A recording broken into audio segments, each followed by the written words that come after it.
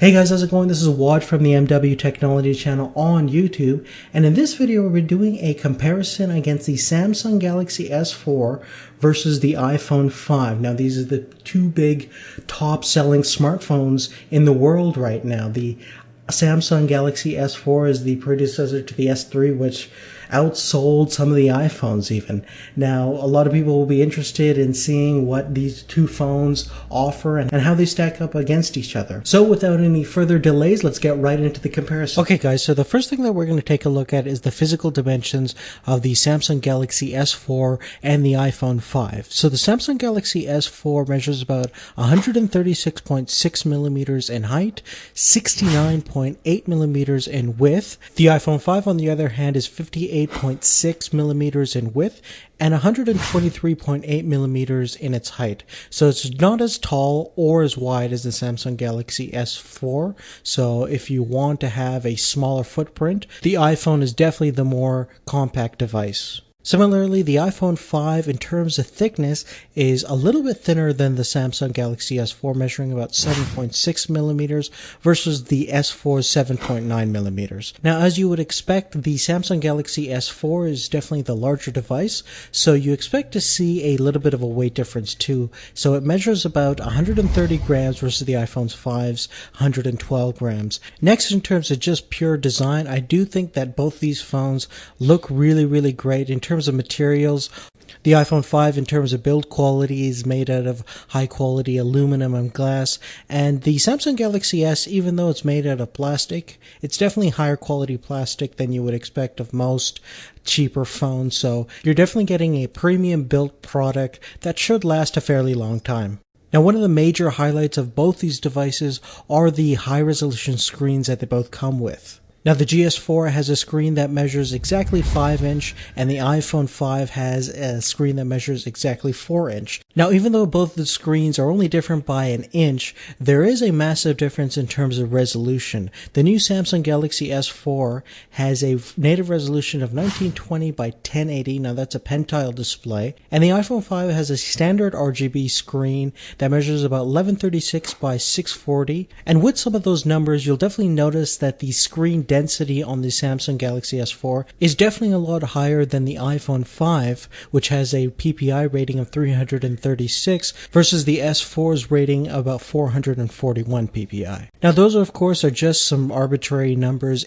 In real life, based on my personal experience, I do have to say that the S4 delivers some really nice, crisp, vibrant images that are definitely on par with the iPhone, and at times you definitely notice a little bit more fine detail, especially if you're close to the screen. So if you're anyone who does a lot of reading on a smartphone and requires extra real estate and extra clarity in terms of fine text, I do really like the Samsung Galaxy S4. You can see a lot of fine detail on that screen, although I still have to appreciate that the iPhone, based on its size and overall screen resolution, is still a really great sharp screen that delivers some really vibrant colors. So in terms of hardware, the GS4 is boasting a quad-core processor measuring about 1.6 gigahertz with 2 gigs of RAM. Now the Apple iPhone is using the A6 processor, which is clocked in about 1.2 gigahertz. It's a dual-core processor, of course, with 1 gig of RAM.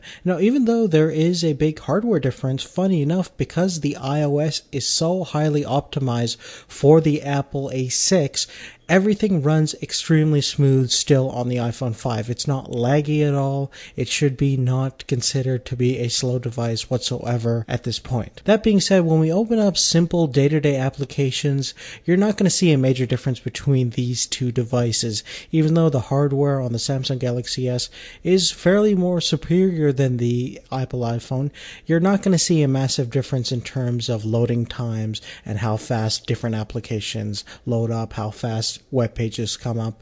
It's not going to be any difference whatsoever in terms of my tests.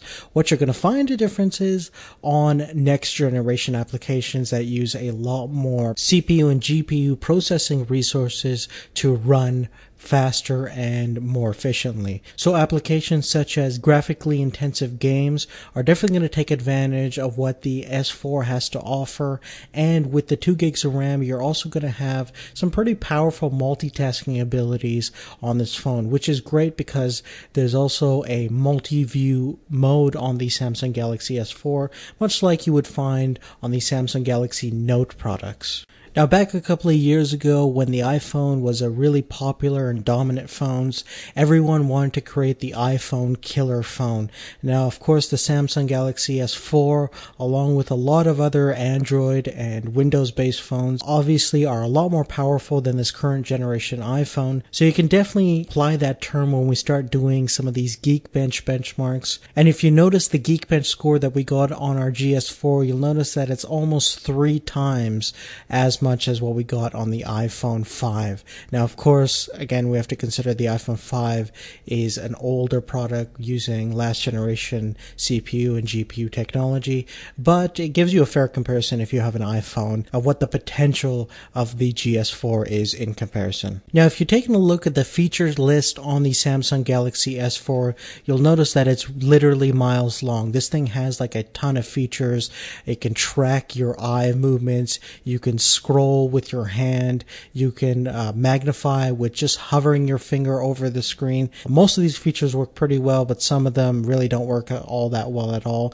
But some of the standard stuff, like swiping your hand back and forth to change pictures and to move next and forward on web pages and images, works really well. It also has a quick glance feature, so you can just hover your hand over the phone and it'll show you the date and time and some of your email notifications and things like that. So really great next generation feature set on the Samsung Galaxy S4, and I'm sure we'll see a lot of these incorporated into the next generation iPhone. So we'll have to see what the next generation iPhone has, because the current generation has none of these features. Now let's go ahead and do a little bit of a more fair comparison and compare the cameras of both the Samsung Galaxy S4 and the iPhone 5. We'll start with the front-facing cameras on both devices. The front-facing camera on the GS4 takes about 2 megapixel stills and captures 1080p video at 30 frames per second. On the iPhone, it captures 1.2 megapixel stills with 720p video at 30 frames per second. So when we start comparing it side by side, you'll definitely notice a pretty significant difference between the two cameras. The GS4 is definitely sharper, which we can certainly expect given that it's 1080p versus 720p. It also renders colors a lot more realistically with vibrant, saturated overall look and an overall picture quality that is more representative of real life.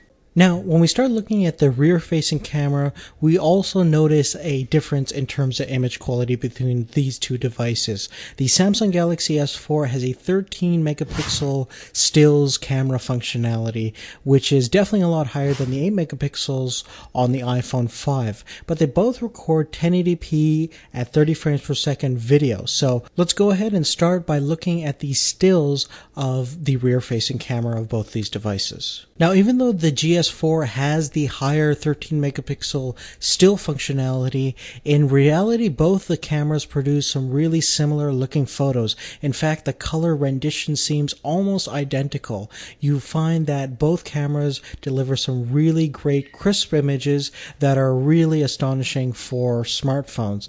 Of course, in terms of resolution, the S4 has the edge over the iPhone, but in terms of fine sharpness and clarity, you really don't see that big of a difference. If we take a look at this crop over here, you'll notice that the text is just as fine on the iPhone as it is on the S4. In fact, at times it seems a little bit more clearer because perhaps the S4 doesn't have as good of a lens as the iPhone 5 does. This similarity in image quality is also mirrored when we start looking at the 1080p functionality of the rear-facing cameras on both these devices, which again look very, very similar. Now, you don't have a resolution edge over the Samsung S4, so again, the clarity is pretty much identical, and the colors again look really, really vibrant on both cameras, and both produce some really great video for a cell phone. Now, the final aspect that we're going to talk about is the battery and expandability of both these two devices. In terms of battery, the Samsung S4 has a 2600 milliamp hour battery, which is rated to up to 15 hours of talk time. Now, of course, it's pretty hard to get 15 hours of talk time if you're using this phone on a constant basis with using its LTE speeds and everything. So, realistically, you'll probably get somewhere around 12 hours of talk time. Now, the iPhone has a much smaller battery than the Samsung Galaxy S4. Of course, it consumes less power based on its smaller screen and more efficient processors.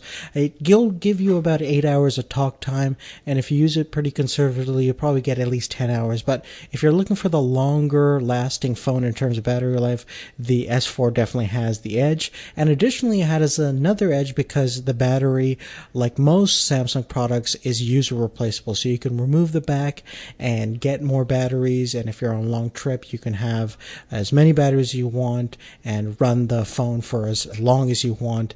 Additionally, you also have expandable memory up to 64 gigs if you have a micro SD card, and it gives it a lot more flexibility in the future. The iPhone, of course, has none of these expandable features. But other than that, guys, if you have any questions about anything I talked about in this comparison video, make sure to leave it on a comment down below. And please leave your opinions on which phone you prefer. Do you like the Apple's clean style, or do you like the feature-packed galore of the Samsung Galaxy S4?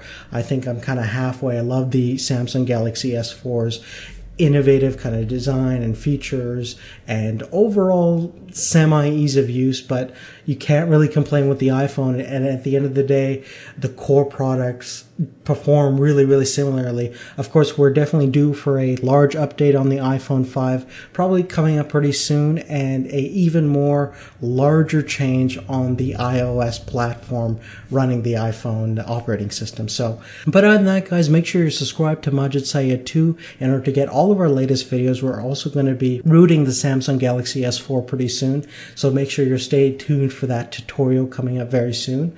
But again, thanks for watching, and we'll see you later. Take care.